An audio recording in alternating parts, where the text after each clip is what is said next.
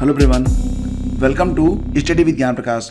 दोस्तों शुरू करते हैं 6 फरवरी 2021 के करंट अफेयर्स सीरीज। अगर आपको पसंद आ रही है वीडियो को, अगर आप सपोर्ट करना चाहते हैं तो वीडियो को एक लाइक देना बिल्कुल भी मत भूलिएगा। कुछ लोगों को यूट्यूब की तरफ से नोटिफिकेशन नहीं मिल रहा है, तो उन लोगों से यही कहूँगा कि आप लोग हमारे Telegram channel study with Gyan प्रकाश से जुड़ जाइए।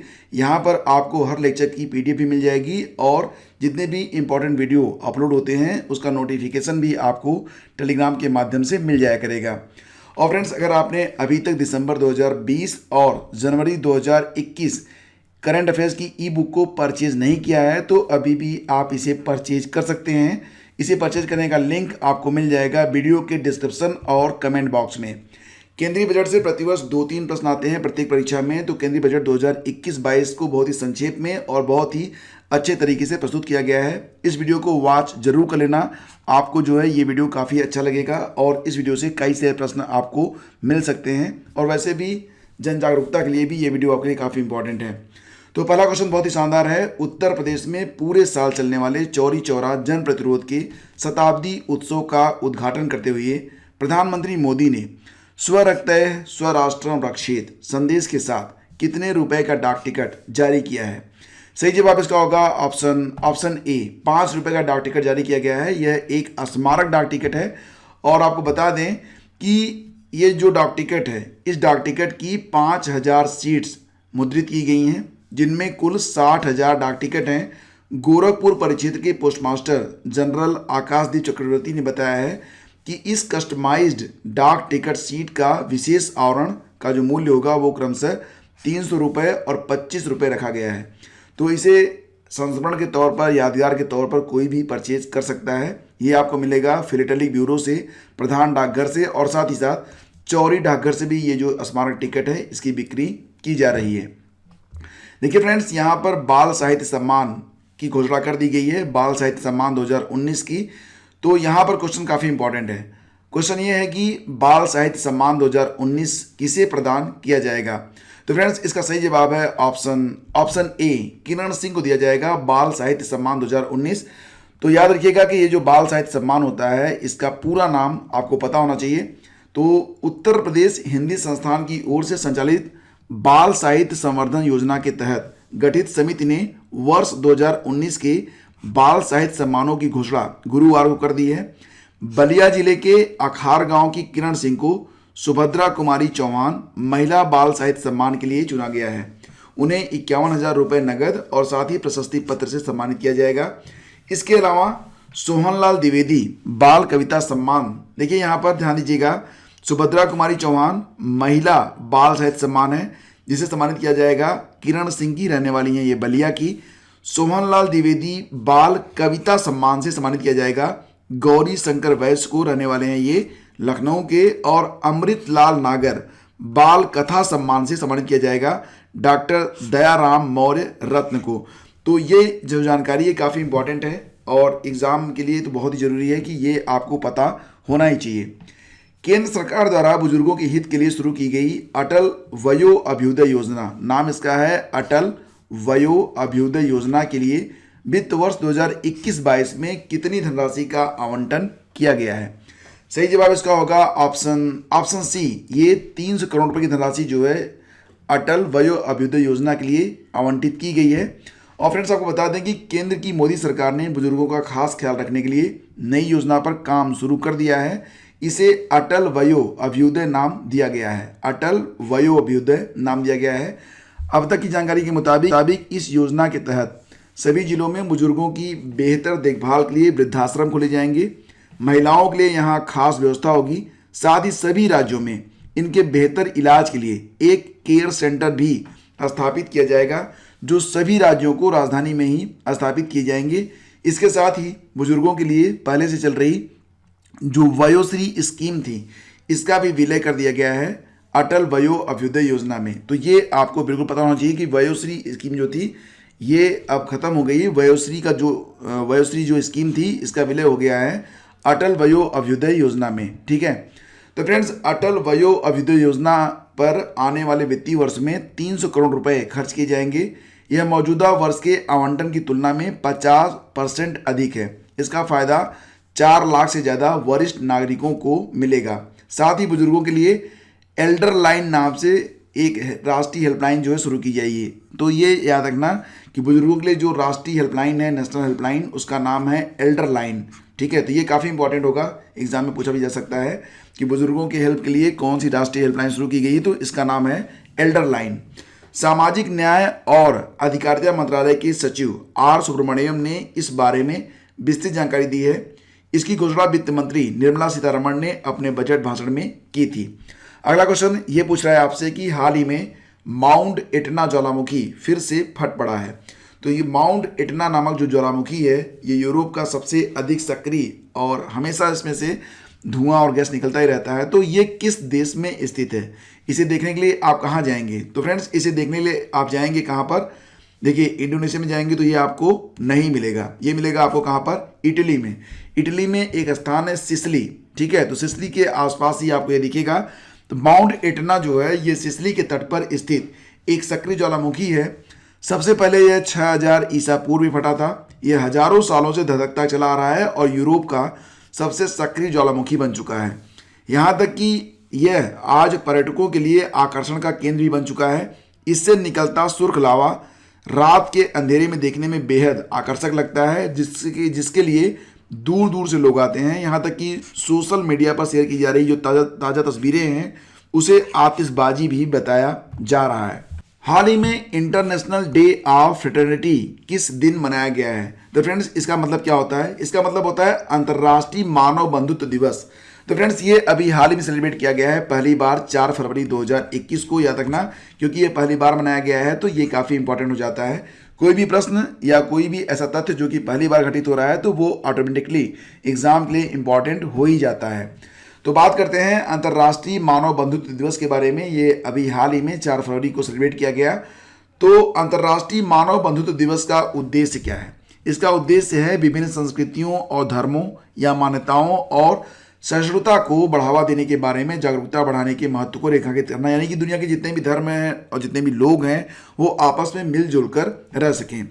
इसका उद्देश्य ये भी है कि लोगों को शिक्षित करना, क्योंकि कहा जाता है कि शिक्षा से रूढ़िता दूर होती है। साथ साथ लोगों को सहिष्णु बनाना, बहुलवादी परंपरा, आपसी सम्मान तथा धर्मों और विश्वासों की विविधता, ये मानव बंधुत्व को बढ़ावा देती है।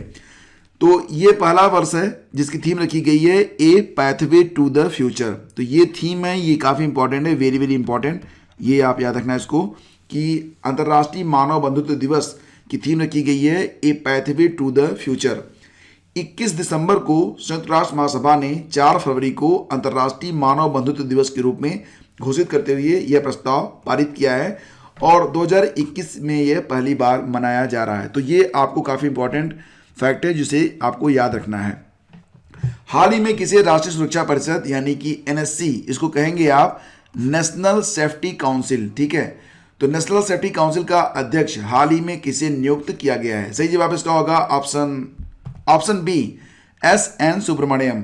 तो फ्रेंड्स, ये काफ़ी इंपॉर्टेंट क्वेश्चन है, इसके बारे में आपको बिल्कुल पता होना चाहिए। आपको बता दें यहाँ पर कि जो एस.एन. सुब्रमण्यम है ये सीईओ और मैनेजिंग डायरेक्टर हैं किसके? एल&टी लिमिटेड के। ठीक है, और अब ये नियुक्त किए गए हैं chairman of national safety council. तो राष्ट्रीय सुरक्षा परामर्शदाता एक होता है, इसको कहते हैं आप एनएसए। एनएसए के जो अध्यक्ष कौन है? अजीत डोभाल जी हैं। और एक होता है राष्ट्रीय सुरक्षा परिषद यानी कि एनएससी। तो एनएसए और एनएससी के जो मुख्य कार्यकारी होते हैं वो भारत के प्रधानमंत्री के राष्ट्रीय और अंतर्राष्ट्रीय सुरक्षा के प्राथमिक परामर्शदाता होते हैं। ये आपको याद रखना है। और अगर हम बात करें यहाँ पर नेशनल सिक्योरिटी काउंसिल के बारे में यानी कि राष्ट्रीय सुरक्षा परिषद के बारे में, तो यह एक गवर्नमेंट एजेंसी है और इसके बारे में बस यही कह सकते हैं कि the National Security Council of India is an executive government agency tasked with advising the Prime Minister Office on matters of national security and strategic interest. इसकी स्थापना हुई थी 19 नवंबर 1998 में। ठीक है, आगे बढ़ते हैं। द इकोनॉमिस्ट इंटेलिजेंस यूनिट यानी कि ईआईयू ने हाल ही में 2020 की डेमोक्रेसी इंडेक्स रिपोर्ट जारी की है। याद रखना कि 2021 में जो डेमोक्रेसी इंडेक्स आया है ये 2020 के लिए है और इसमें जो भारत की रैंक है वो हो गई है घट के कितनी? 53, यानी कि ऑप्शन बी हमारा सही है। 2019 में भारत की रैंक क्या थी? 2019 में भारत था 91वें स्थान पर और 2020 में भारत की जो रैंक हो गई है वो कितनी हो गई है 53। तो ये आपको बिल्कुल याद रखना है, एग्जाम के लिए काफ़ी इंपॉर्टेंट है ये। तो बात करते हैं अब हम लोग डेमोक्रेसी इंडेक्स के बारे में। तो इसे जारी करता है EIU, मतलब इकोनॉमिस्ट इंटेलिजेंस यूनिट। इसका हेडक्वार्टर मिलेगा आपको लंदन में, स्थापना इसकी हुई थी 1946 में। इसमें भारत की रैंक है 2020 में 53। 2019 में भारत जो था वो 91वें स्थान पर था। तो फ्रेंड्स, लंदन स्थित ग्रुप ऑफ द इकोनॉमिस्ट की सहयोगी संस्था द इकोनॉमिस्ट इंटेलिजेंस यूनिट यानी कि EIU के अनुसार 167 देशों में लोकतांत्रिक व्यवस्था की स्थितियों को परखने के बाद भारत को 6.61 अंक मिले। हालांकि ये जो अंक वाला प्रश्न होता है ये बहुत ही हायर लेवल एग्जाम में पूछा जाता है। आपको बस इतना याद रखना है कि ये जो इंडेक्स है इसमें भारत की रैंक 2020 में 53 है, 2019 में 51 है। क्योंकि UPPSC अक्सर जो है इसी प्रकार के प्रश्न पूछता है, कभी कभी 1-2 साल पुराने इंडेक्स भी पूछ लेता है। जबकि वर्ष 2019 में भारत का जो स्कोर था वो 6.9 था, तो थोड़ा सा स्कोर जो है वो डाउन हुआ है और रैंकिंग जो थी वो 51 थी 2019 में। भारत का जो सबसे बेहतर स्कोर रहा था वो 2014 में रहा था और ये था 7.92। तब उसकी रैंकिंग कितनी थी 27वें स्थान पर था भारत।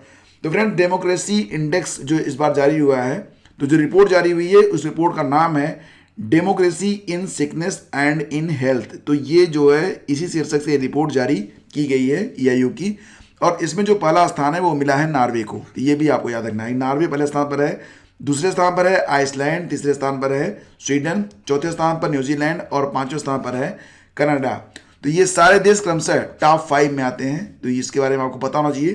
पहला स्थान है नॉर्वे, दूसरे स्थान पर आइसलैंड, तीसरे स्थान पर स्वीडन, चौथा न्यूजीलैंड और पांचवा है कनाडा। और जो रिपोर्ट जारी हुई है उसका नाम है democracy in sickness and in health. ठीक है, तो कुल मिला के 167 देशों पर ये जो इंडेक्स जारी किया गया है, इसमें 23 को पूर्ण लोकतंत्र, 52 देशों को त्रुटिपूर्ण लोकतंत्र के दायरे में रखा गया है। कुल 167 देशों में 23 को पूर्ण लोकतंत्र और 52 देशों को त्रुटिपूर्ण लोकतंत्र के दायरे में रखा गया है। 35 देशों में मिश्रित राज व्यवस्था है और 57 में सत्तावादी शासन बताया गया है। इस रिपोर्ट में आरोप लगाया गया है कि मौजूदा सरकार ने राजनीति को धार्मिक रंग देकर भारत के धर्मनिरपेक्ष स्वरूप को बदलने की कोशिश की है। हालांकि पाकिस्तान जो है इस इंडेक्स में 105वें स्थान पर है, श्रीलंका 68वें स्थान पर, बांग्लादेश 76वें स्थान पर, भूटान 84वें स्थान पर और पाकिस्तान आप जान ही रहे हैं कि 105वें स्थान पर है। हाल ही में अजय सिंह को किस खेल महासंघ का अध्यक्ष फिर से बनाया गया? और इसका सही आंसर होगा option b, boxing federation of India के दोबारा से अध्यक्ष बनाए गए हैं अजय सिंह। तो फ्रेंड्स, अजय सिंह बुधवार को ये भारतीय मुक्केबाजी महासंघ यानी कि BFI के चुनाव में फिर से अध्यक्ष चुने गए। उन्होंने आशीष सेलार को आसानी से 37-27 का अंतर था, तो इतने मतों के अंतर से हरा दिया है। गुरुग्राम के एक होटल में हुए चुनाव का आयोजन अंतर्राष्ट्रीय मुक्केबाजी संघ यानी कि AIBA के पर्यवेक्षक की मौजूदगी में किया गया था। याद रखना कि जो अजय सिंह हैं ये स्पाइस जेट एयरलाइंस के चेयरमैन भी हैं, ठीक है। और इनके साथ जो नए महासचिव बने हैं वो असम के हेमंत कुमार कलिता होंगे, तो ये भी आपको याद रखना है। हाल ही में किस देश ने स्टारडस्ट 1.0 रॉकेट लॉन्च किया है? और इसकी विशेषता ये है कि बायोफ्यूल पर चलने वाला पहला रॉकेट है। तो ये काफ़ी इंपॉर्टेंट हो जाता है ऑटोमेटिकली, क्योंकि ये पहला रॉकेट है जो कि बायोफ्यूल से चल रहा है। तो और इसको लॉन्च किया है किसने? अमेरिका ने, दैट इज ऑप्शन बी। तो ऑप्शन बी हमारा बिल्कुल यहाँ पर करेक्ट है। तो फ्रेंड्स, ये लॉन्च किया गया था 31 जनवरी को, ठीक है। तो बस इतना याद रखना कि आपसे क्वेश्चन में बस यही पूछा जाएगा कि स्टारडस्ट 1.0 को किसने लॉन्च किया है, तो बता देना कि अमेरिका ने, USA ने। और ये पहला बायोफ्यूल पर चलने वाला रॉकेट है। बस इतना ही काफ़ी है इसके लिए, इससे ज़्यादा कुछ पूछा नहीं जाएगा। हाल ही में दिल्ली के मुख्यमंत्री ने किसको बढ़ावा देने के लिए स्विच दिल्ली अभियान को स्टार्ट किया है? स्विच दिल्ली। तो फ्रेंड्स, जैसा कि आप लोग जानते हैं कि पूरी दुनिया में प्रदूषण से लड़ने के लिए लोग अलग अलग तरीके अपना रहे हैं। तो दिल्ली के मुख्यमंत्री अरविंद केजरीवाल ने ये एक अनोखा जो अभियान है वो शुरू किया है। इसमें उन्होंने लक्ष्य ये रखा है कि 2024 तक दिल्ली की जो 25% जो गाड़ियां हैं उसको जो है इलेक्ट्रिक व्हीकल में बदल दिया जाएगा। और लोगों से ये कहा जा रहा है कि आप लोग प्रेफर करें इलेक्ट्रिक व्हीकल को ही और इसको आप लोग परचेज भी करें। तो फिलहाल इसका सही जवाब क्या होगा? इसका सही जवाब होगा बिजली के वाहन के लिए स्विच दिल्ली अभियान स्टार्ट किया गया है दिल्ली के मुख्यमंत्री के द्वारा। ये ट्वीट आप देख सकते हैं। और दिल्ली के मुख्यमंत्री अरविंद केजरीवाल ने इलेक्ट्रिक वाहनों को बढ़ावा देने के लिए गुरुवार 4 फरवरी को स्विच दिल्ली अभियान की शुरुआत की है। मुख्यमंत्री ने लोगों से अपील की है कि देश की राजधानी में प्रदूषण से मुकाबले के लिए लोग इलेक्ट्रिक व्हीकल खरीदें। केजरीवाल ने कहा कि अगले कुछ हफ्ते में उनकी सरकार विभिन्न उद्देश्यों के लिए केवल इलेक्ट्रिक वाहन जो होगा उसे किराए पर लेगी। 2024 तक 25% जो वाहन हैं उनको इलेक्ट्रिक वाहनों में बदलने का लक्ष्य रखा गया है। तो फ्रेंड्स, अब बारी है क्विज नंबर 5 की। क्विज नंबर 5 में आप लोगों से पूछा गया था कि राष्ट्रपति की सेवानिवृत्ति आयु क्या है। तो प्रश्न बहुत ही आसान था, लेकिन इसका उत्तर आप लोगों ने बहुत ही अच्छे तरीके से लिखा है। दोस्तों, क्विज नंबर 5 का आंसर बहुत सारे लोगों ने बहुत ही शानदार तरीके से लिखा है। जैसे कि आप एक आंसर डॉक्टर प्रतिभा जी का आप यहाँ पर देख सकते हैं। ये लगातार बहुत ही अच्छे तरीके से लिख रही हैं। और इसके अलावा कुछ और भी नाम हैं जो कि आप यहाँ पर देख सकते हैं। नसरीन बानो जी ने भी काफ़ी अच्छा लिखा है। इसके अलावा सोनू सिंह और रंजना तिवारी, इसके बाद सूर्य प्रजापति जी, ये भी लगातार बहुत ही अच्छी आंसर राइटिंग कर रहे हैं, जैसा कि आप यहाँ पर देख सकते हैं। इसके अलावा कुछ और भी नाम हैं, तो सभी के नाम ले पाना यहाँ पर थोड़ा सा संभव नहीं है, क्योंकि आप समझ सकते हैं कि यहाँ पर एक लिमिट होती है। लेकिन फिर भी जितने भी लोग आंसर राइटिंग कर रहे हैं बहुत ही शानदार कर रहे हैं। और फ्रेंड्स, इसका सही जवाब होगा ऑप्शन डी, इसके लिए कोई भी उम्र सीमा नहीं है। तो फ्रेंड्स, अब बारी है क्विज नंबर 6 की। आज का क्विज है वह महिला जिन्हें अमेरिका के नवनिर्वाचित राष्ट्रपति ने व्हाइट हाउस के उप प्रेस सचिव के रूप में नियुक्त किया है। तो इनका नाम आपको बताना है। तस्वीर अगर आप पहचान रहे हैं तो आप आराम से नाम बता लेंगे। तो आप लोग आंसर लिखिएगा बहुत ही अच्छे तरीके से। देखिए, जो लोग अच्छी आंसर राइटिंग कर रहे हैं उनका नाम सफलता की दीवारों पर फीचर जरूर होगा। Thank you so much for watching the video. मिलते हैं आपसे अगले वीडियो में। पसंद आए तो लाइक और शेयर करना बिल्कुल भी मत भूलिएगा। Have a great day. Good bye.